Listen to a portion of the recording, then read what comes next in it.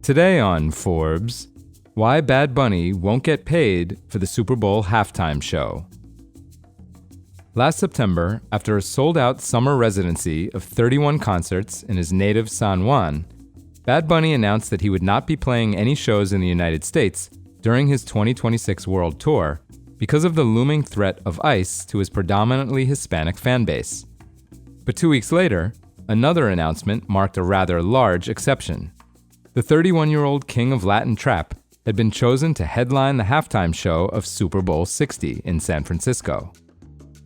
While Bad Bunny's selection drew a predictable amount of MAGA backlash, including from President Donald Trump, it also signals the arrival of Latin music as a cultural force, and its importance in the NFL's increasingly global ambitions. According to Spotify, the genre has increased in popularity by 2,500% over the past decade, from accounting for 8% of all streams on the platform to an impressive 27% now. Bad Bunny, who racked up 19.8 billion streams in 2025, was Spotify's most streamed artist of the year. Jorel Melendez-Badillo, a professor of Latin American Studies at the University of Wisconsin, who has collaborated with Bad Bunny to incorporate Puerto Rican history into his shows and music videos, says, quote, "I think that there was absolutely a market decision behind selecting Bad Bunny. The NFL wants to expand internationally, so they are looking to target a broader market beyond the United States. He has a huge following in the United States, but this stage will also be amplified internationally by having someone like him."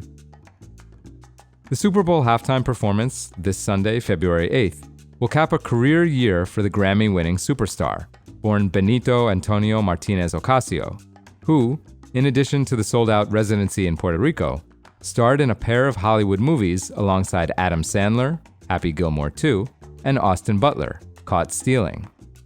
In total, Forbes estimates that Bad Bunny earned $66 million in 2025, before taxes and fees, good enough for number 10 on the list of the world's highest-paid musicians.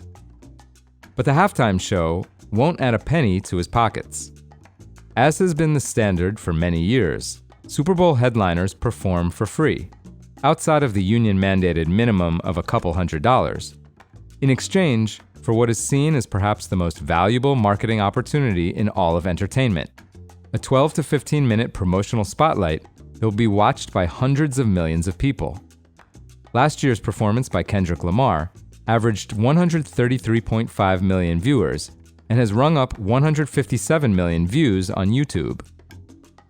The economic upside can be enormous.